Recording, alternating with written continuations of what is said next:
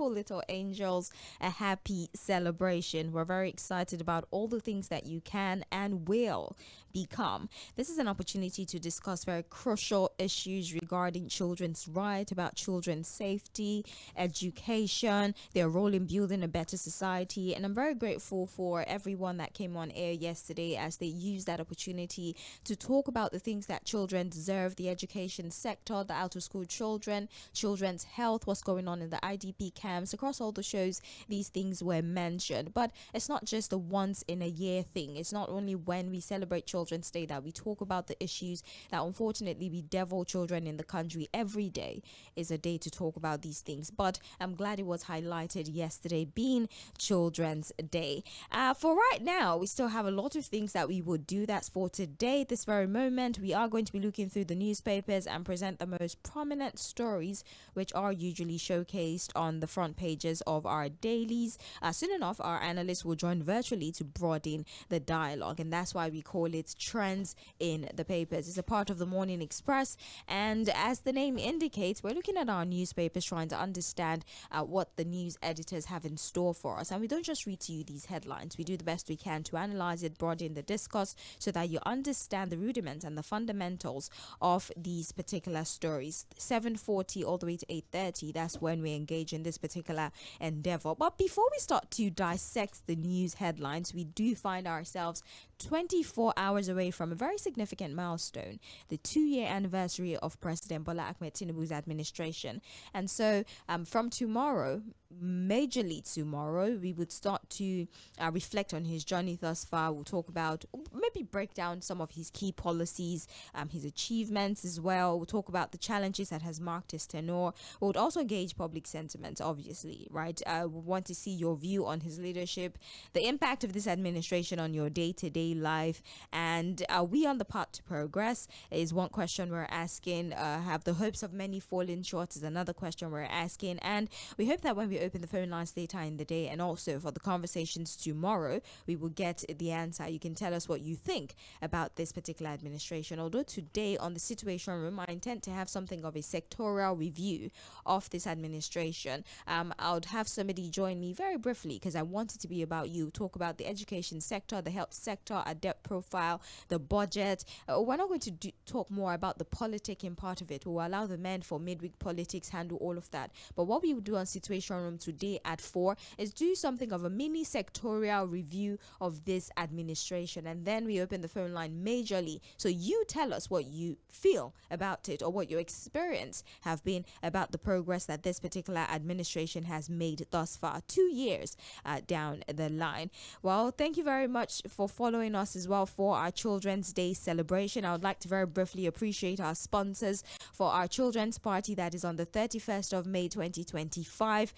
Those who have made it possible for us to put together wonderful gifts for the children that would be coming that particular day is less than 2 days from now. On Saturday by 10 we should have children here and we have wonderful things packaged for you, and this is because of our wonderful sponsors, Kido Mania, who sponsored some children for the party. We have Bobo Food and Beverages, Aspira, we have Blight and Junot, and one of our ardent listeners surprised us very greatly 2 days ago, Tender Sales Hub, who sent us some gifts for the children just from listening to it on radio. We're very grateful for your generosity, Tender Sales Hub.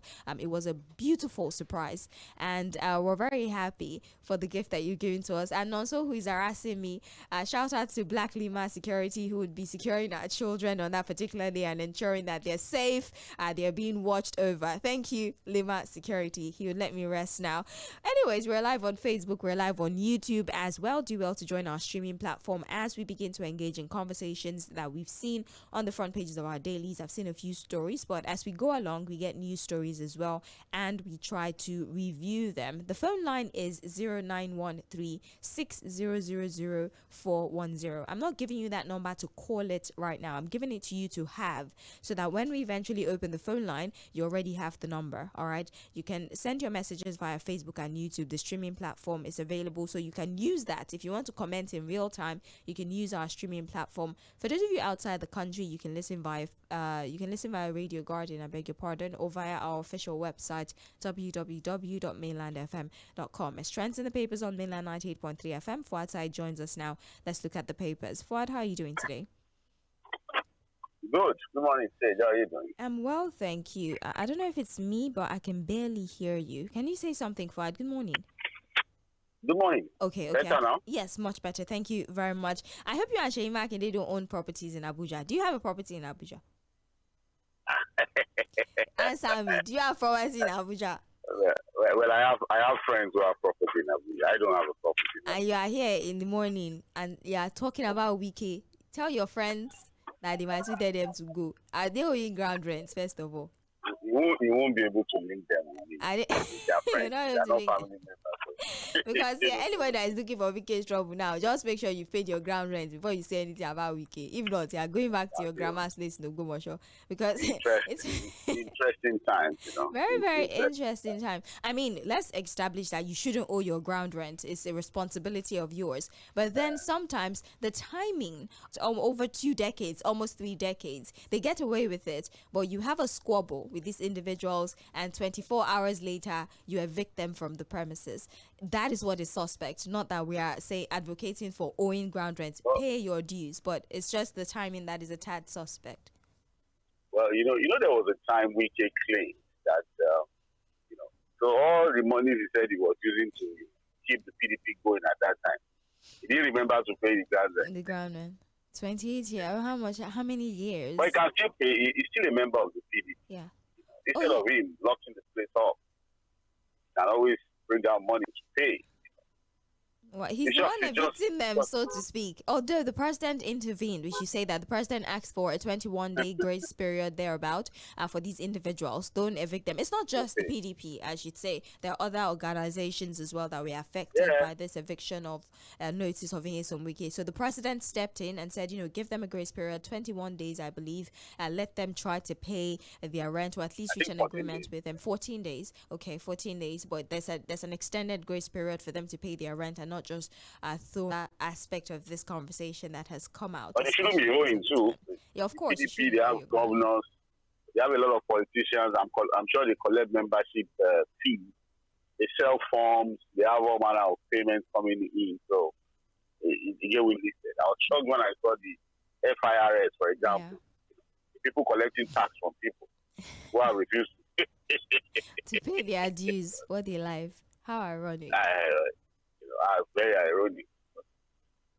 It's interesting times, really. Wike, in the sense of a lot of controversial issues that we see. It's just, again, some of these things will eventually go into our history books. We used to have very influential political figures in the past. They become history today. So it's just what life brings. Indeed, you wouldn't be in power forever. I mean, even the structure of the world does not allow for one individual to wield power forever. It's just that the universe knows how to sort itself out, yes. So, but the one you do today... I don't think they really care, honestly. We are here in Abule, you're upset with Wike, who is in the FCT. I can assure you he doesn't care. So, let's also, the president is around. The president is here, the ECOWAS summit.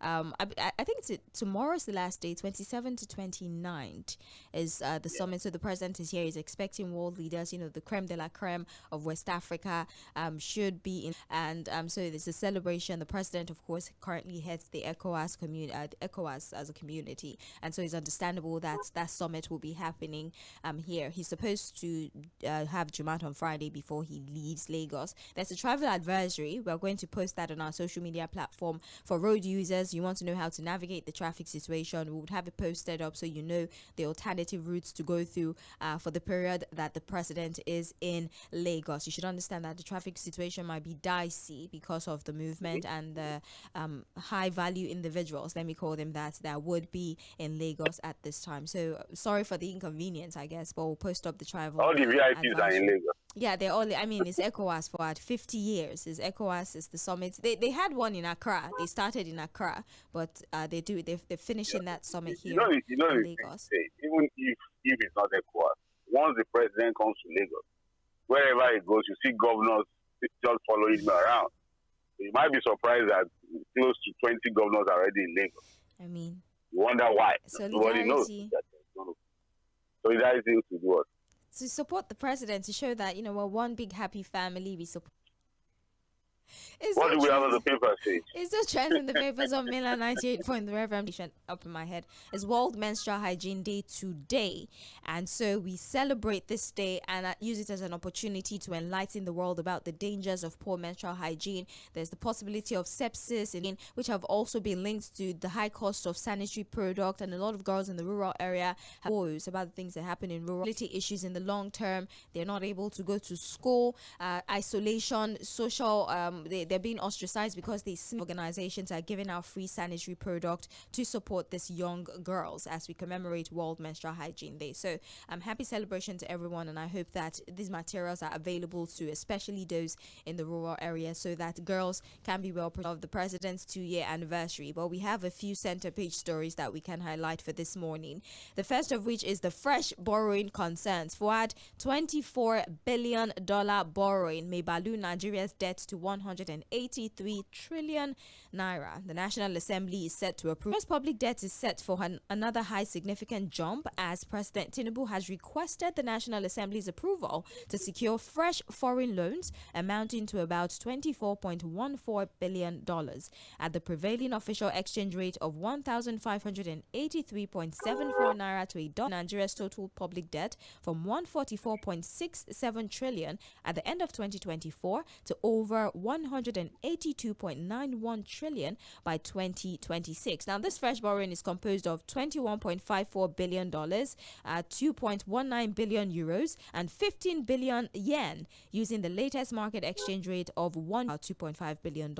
You don't need all of this breakdown. The most important thing is our rising debt profile. The fact that the president is borrowing from America, is borrowing from Europe, is also borrowing from China. That's the most significant thing. Cumulative sum of this debt is about $24 billion. Fresh borrowing that will push our debt profile to about 183 once is approved. And, well, we have a National Assembly that says if it's brought to us, we will assent to it. So when they do, it's not a matter of if. When they do, we would see ourselves with 183 trillion naira to far-fetched, Fouad. Yes, we have been able to clear our IMF loan, which seems to be the center of their self-appraisal, but we are still paying the interest. We're still doing the SDR for that particular loan. We've paid the main debt, but we've not sorted out the interest. There are concerns about our rising debt profile, which has been encouraged because of the recent rebasing. It has allowed us or created this illusion of an opportunity to borrow more money, an illusion that I believe the presidency might be feeding into. What are your thoughts about these concerns of the economists? What do you think the consequences are? Or do you think if we properly use this loan, the consequences might not be as dastardly as these economists are insinuating? Well, Sage, it's 2 years already. Yeah. We can always say that 2 years of the Bola Ahmed, had left a debt profile of close to about 80 trillion, yeah, if I get my figures right.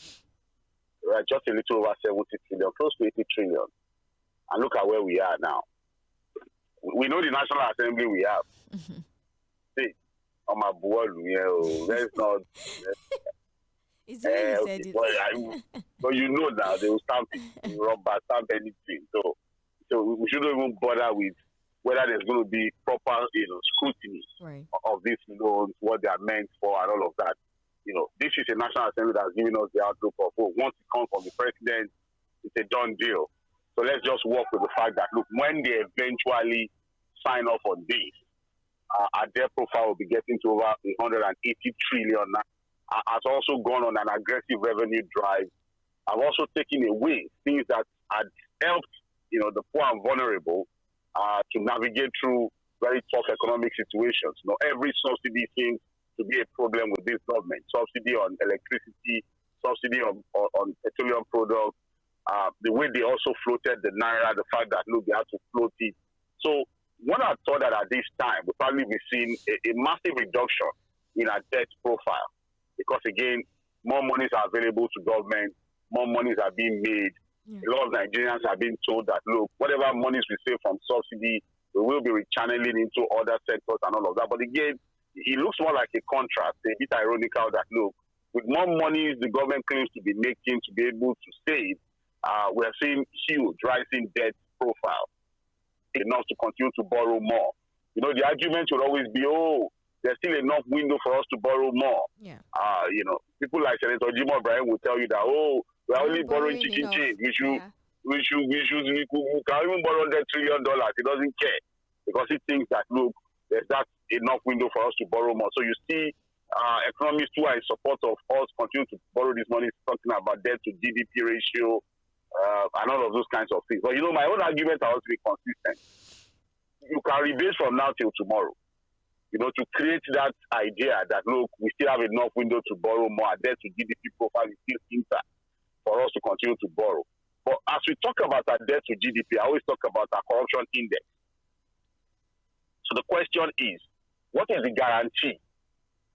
Again, looking at our antecedents, our history, our corruption index as it stands, bigger nations all over the world, you know, borrow money, they have even bigger debt profile.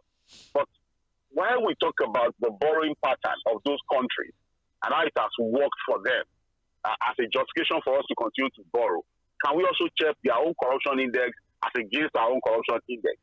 So now know whether, look, with this mounting debt profile, we will eventually get value for what we are borrowing. So people around will look at us and say, oh, we just hear these figures. Government is borrowing this money, is borrowing that. Has anything really changed for us?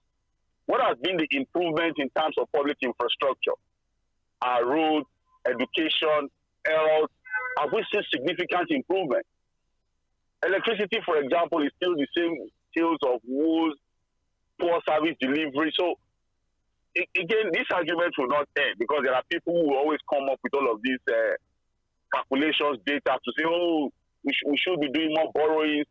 There will always be justifications. I'm sure somebody will wake up this morning to come and tell us about Lagos Calabar highway as the reason for some of these things.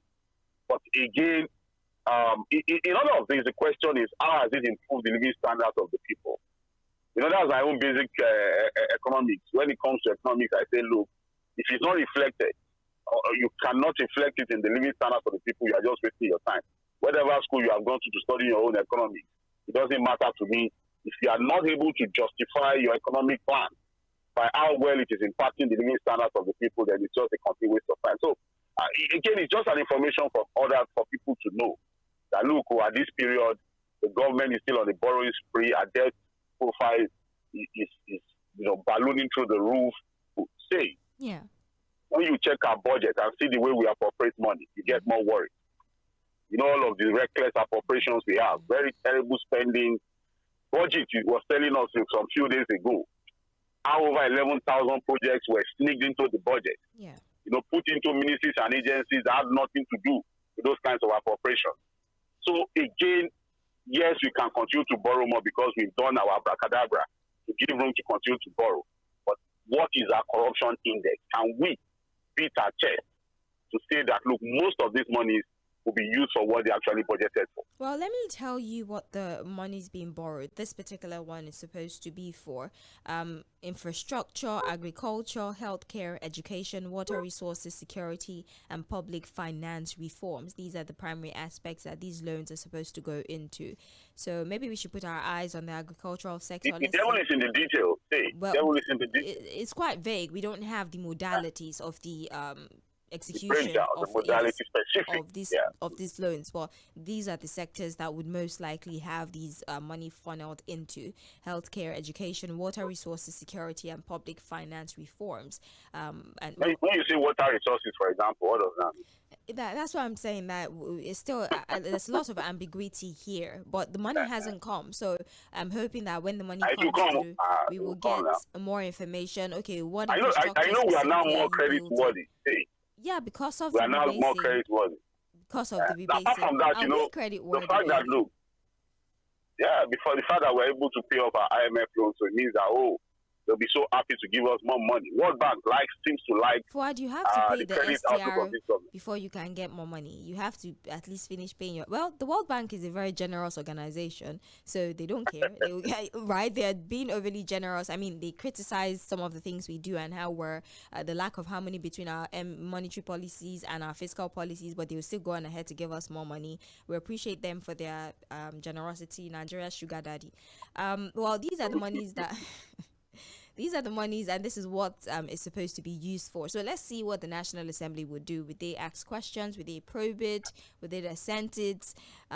Maybe we should not preempt them for once and see what they're going to do. I mean, I will preempt them. We know them. It's a pattern now. There are some patterns you can always predict. It's not, and you will be 100% right every time you do that. Okay. They will sign it off. It's not a problem. That's the top story on the front page of the Punch, more or less the only story, if we're being honest, because as I said, the front pages of our dailies are riddled with congratulatory message to the president for 2 years of his tenure. So we're mostly looking at suspicious transfers to Dubai, Hong Kong. The Nigeria Financial Intelligence Unit has raised alarm over an alarming surge in suspicious financial transactions from Nigeria to Dubai and Hong Kong, two jurisdictions it describes as emerging global hotspot for illicit financial flows.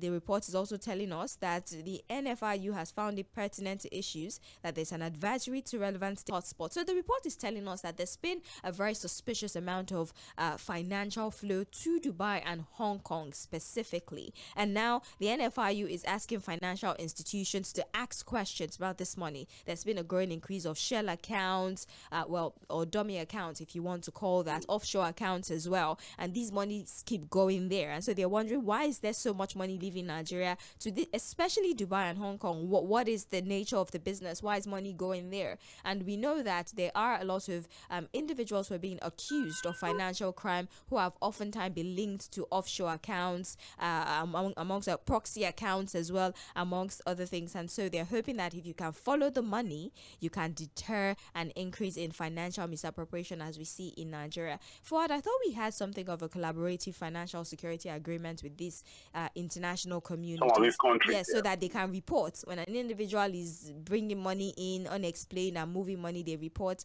But will they report for it? Because if the money is in their own system, it sort of benefits them. 100%. And there's no foolproof anywhere. Right, right. There will always be leakages, So, it's basically for them to do their job, follow the money, look at these individuals, what are they doing, who are the guys they are using, their proxies that they are using. When it comes to money laundering, guys who do it use all manner of things. For example, in the past, we've heard about religious leaders being called people. They don't audit the books of religion. A sector that you have a lot of auditing and all of those kinds of things. So we've also heard about the entertainment industry soon being also readily available for guys who want to launder money.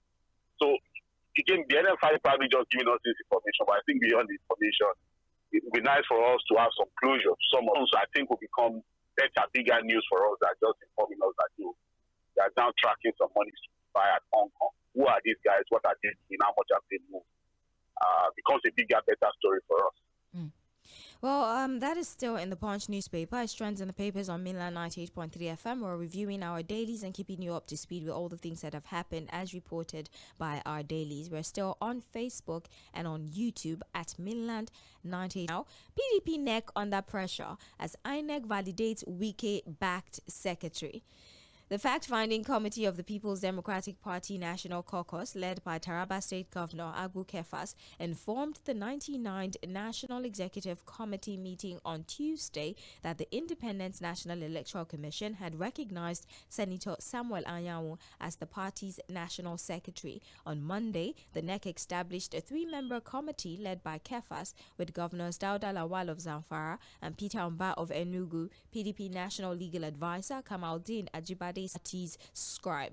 More woes for the PDP Fuad side, and I think one of the primary issue they had suffered is this secretaryship conversation. Is it Sunday Okoye? Is it Senator Ayanwu that's supposed to be the secretary of the PDP? And the conversation is, well, you did not properly remove him, or at least that's INEC's position. He was not properly removed. If you're going to remove a person, first of all, you have to inform INEC. At least a 21-day notice will be given to INEC, and they have to witness the removal of that individual. And since that did not happen, they cannot deny Ayanwu as the secretary of the PDP. Remember, Fuad, we have a Southeast caucus that is saying that we supported the PDP. We have not defected. At least nobody from our side has defected. But we want Ude Okoye as the secretary. Failure to do so is going to lead to a problem between the Southeast caucus of the PDP and the Central PDP. So what does this mean exactly? In fact, there's still fights about individuals that are supposed to have been suspended, but in a way still have a say in the running of the party. There are some members that are protesting, you've been suspended. Why are you still engaged in party activities? What does this mean? I mean, we do know what this means for the PDP, but the inability to solve their issues and the ground that Nyesom continue to gain with his ally. Do you think that it's time for the PDP to reevaluate their stance, and what position does this put them come 2027? See, let me tell you this folks. I'm serious. It's a bigger, far bigger, more sophisticated conspiracy to ensure that the opposition political parties are not able to resolve their issues. There are a lot of indications, a lot of things that we can, begin to analyze in our head. For example, INEC. On what basis is INEC, for example, recognizing Samuel Ayanwu as the secretary of the party? They didn't inform them. They didn't give them the 21-day notice of removal, and they were not there to witness said removal. Now, because again, if you look at the entire scenario, how it all played out, and like I told you, immediately the Supreme Court judgment Supreme Court gave the judgment that the court will no longer intervene, can no longer have no jurisdiction to intervene on leadership crisis within a political party. Yeah. I knew the opposition were in trouble. Maybe in the future the APC will also find themselves in the same trouble. But for today, they are still safe from that trouble. Right. And you know why? They have the leader of the party who can still whip everybody back to line if they want to misbehave. Is that influential? Is the president. He has the power of the state. The institutions can be used to deal with any troublemaker that wants to put the party into crisis. But look at the other political parties. This is something we've said consistently on the program. The PDP, for example, has become like a gang party. Everybody is a gang. You know what they call a gang state. So every leader is a leader. Nobody cares. Nobody can listen to anybody. Nobody can rein anybody in. Nobody can talk to anybody. Saraki says one thing today, Wiki says his own tomorrow. Makiri and Wiki are now fighting. Tomorrow it will be Bala Muhammad. It's a gang party. Everybody is strong, so nobody cares. Nobody can listen to anybody. If you look at the entire structure of the PDP, for example, who is that leader in the PDP that can call Wiki and say, hey, sit down here? Even Chief Bodejo, the best he can do is to talk from Lagos and talk through the media. Can he call Wiki and say, come here, Wiki, I want to talk to you. Stop this trouble that you are causing in the party. Can anybody? Who is that one person in that party that can do that? That Wiki will listen to? See. Yeah. So it is what it is. Now that INEC has recognized Samuel Ayanwu, we'll have to wait to see what the Southeast caucus will do, what their reaction will be. Because they made it very clear. This guy returns as secretary of the party, we might be forced to leave the party for you guys. So again, when I talk about ruling out the PDP, from every 2027 calculation, I know what I'm saying. It's a party in complete disarray. They had their next meeting yesterday. I think they have postponed. They have to have another one in a few days' time. There's another one for June. They keep having this meeting. And the more meetings they have, the more problems and crises they find themselves in. One would expect that if you continue to have meetings, you're able to resolve your issue. As they announce more meetings, we keep getting reports of more crises within the party.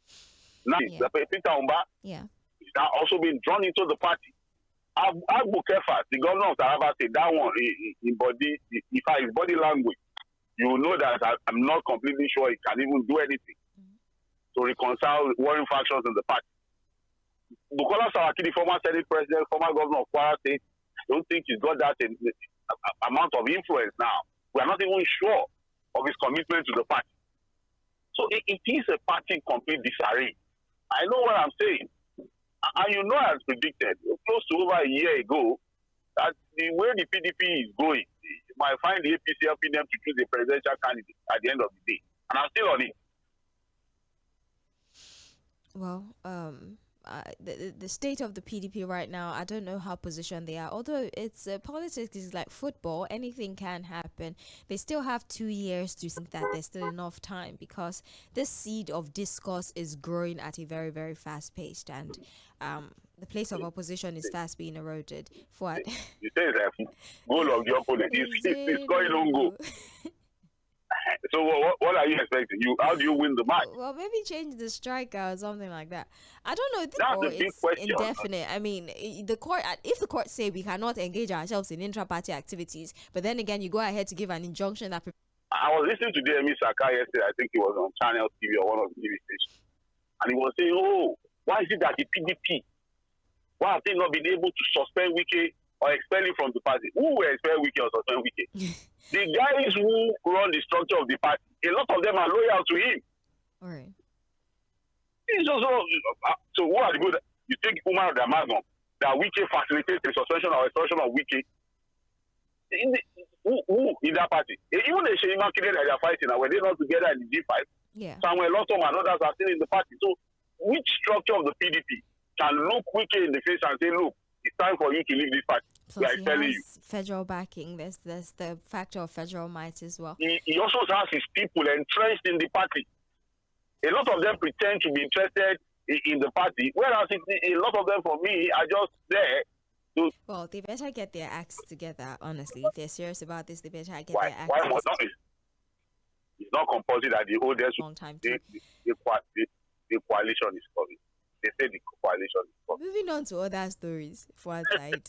Lagos enrolls 130,000 households for federal government cash transfer. Now, the Lagos state government has enrolled 130,000 households in preparation for the federal government's 75,000 conditional cash transfer program aimed at cushioning the impact of recent economic reforms. Successfully had their national identification numbers integrated into the Lagos State Single Social Register, a subset of the National Social Register. So 130,000 households in Lagos have successfully registered for the federal government conditional cash transfer. That's for Lagos State. I think each state is supposed to... How much are the households? 75,000. Not individuals.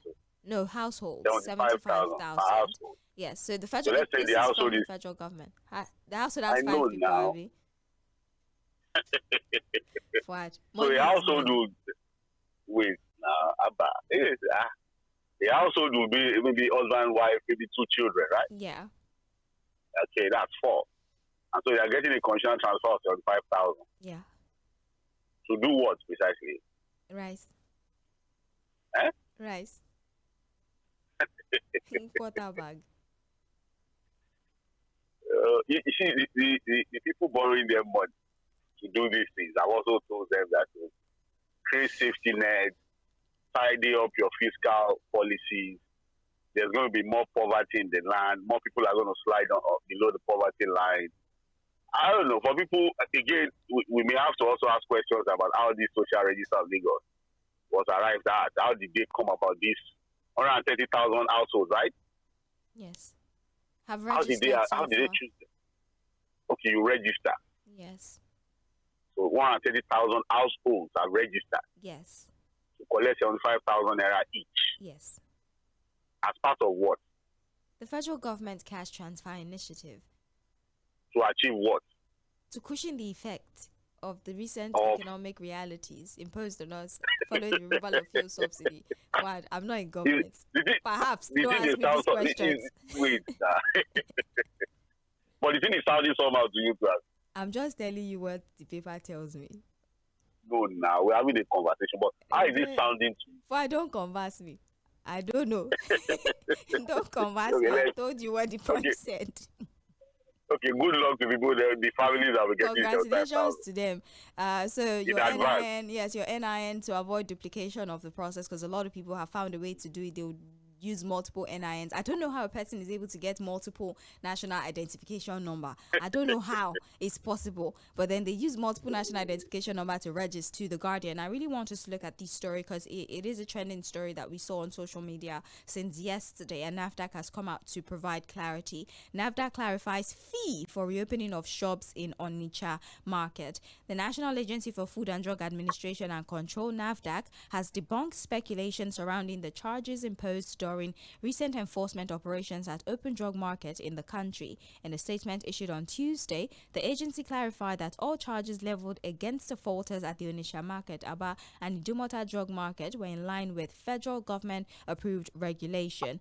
The key administrative charges were enforced: an investigative fee of 5 million for the sale of unregistered of unregistered products, which was later reduced to 200,000 after pleas, and a separate 2 million charge for violating good storage and distribution practices, also reduced to 500,000. These are federal government gazetted charges and payment. The statement signed by the agency Director General Professor Mojisola Adeyeye has said. Remember, for at some time 2-3 months ago, Onitsha market was shut because NAFDAC had raided the place. They had seen medication being sold out of stores, out of spare parts stores, and there were questions around how did these medication even get NAFDAC numbers. Yes, they had expired, they were bad, they were fake drugs, and so this market was shut down. Now, to facilitate the reopening of the part of the market that was shut down, a fee is being asked, a fee is to be paid by the defaulters, and now the defaulters went on ahead to make claims that they're leveled allegation against NAFDAC that they're trying to swindle them, asking them to pay certain amount of money before they can open their shops. And so NAFDAC has clarified that this is not, we are not soliciting for you to bribe us into opening your shops. This is a fee that you are supposed to pay once you are found guilty in situations of fake drugs, distribution of fake medication, and also drug. And they even reduced it at a place where you're supposed to pay 5 million, we're asked to pay 200,000. Places where you're supposed to pay more money, you're asked to pay 2 million. There's been a reduction of these fees, and so it's not illegal. These are legal fees that you're supposed to pay. When you heard the initial rumor, that the market traders had said, NAFDAC is trying to take money from us to open our shop, and now that you've gotten clarification, how exactly would you analyze this entire situation? I think we still need more information. I'll tell you why. Okay. So are these fees for them producing fake drugs or for violating storage practices? What of for those that produced drugs, got fake NAFDAC numbers and all of that? Are they also being charged? Well, I believe that particular. Those ones should be in court to stand in trial. Well, those ones should be going to jail. I mean, if you're a producer and you're not without any option of fine, you're a killer. You produce fake drugs, you are killing people. Yeah. So that's why I think that we need to get more clarity as to what these fines are meant for really. Is it because that, storage standards were not adhered to or were violated?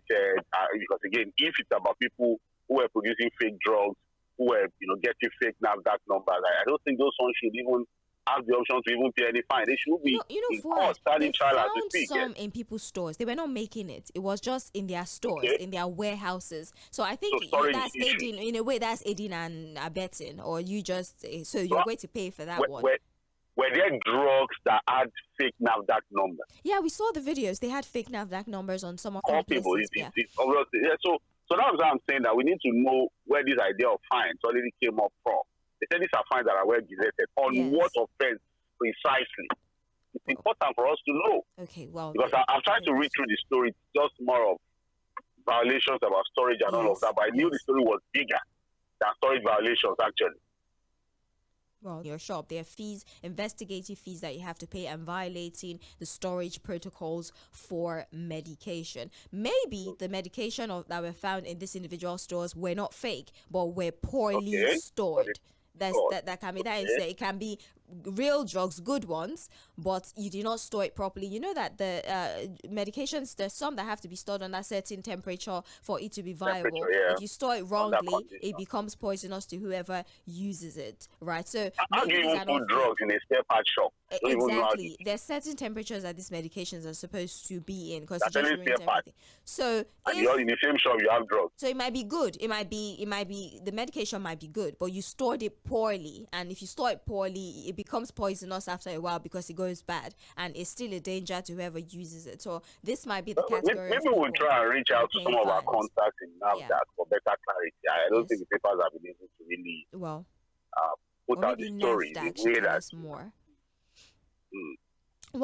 Well, 9 rescued, 3 trapped as building collapses in Ikorodu. Unfortunately, 1 person has died. There's still 3. As at the time where this report was filed, there's still some people trapped under the debris. They're doing the best they can to rescue these individuals. We still have a lot of work to do, Fuad, regarding the integrity of our buildings. And I know that Lagos has a structure such that if you're building, if you're making constructions that have multiple floors, for each floor, for the completion of each floor, there is an integrity test that is carried out before you are allowed to continue building on it. So we have a lot of work to do. All these backdoor assent of continue, don't worry, it needs to stop, because the construction is not even over and it's already collapsing.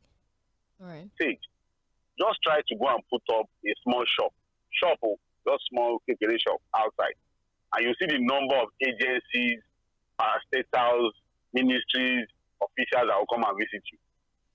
I was telling a friend jokingly one day, have you ever seen any construction site in Lagos that is not marked with one red different agencies signing on it, writing, seal off? Everybody keeps visiting you.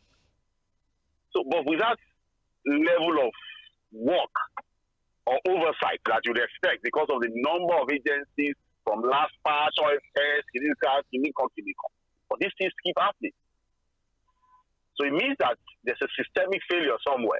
Right. It's not really the number of visits. It's about whether the right things are being done. It also calls to question the level of corruption within the system. This is not the time to loiter around uncompleted buildings, especially when it's a high-density building.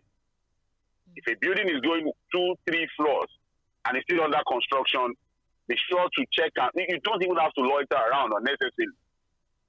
Because a lot of these buildings, we are not even sure.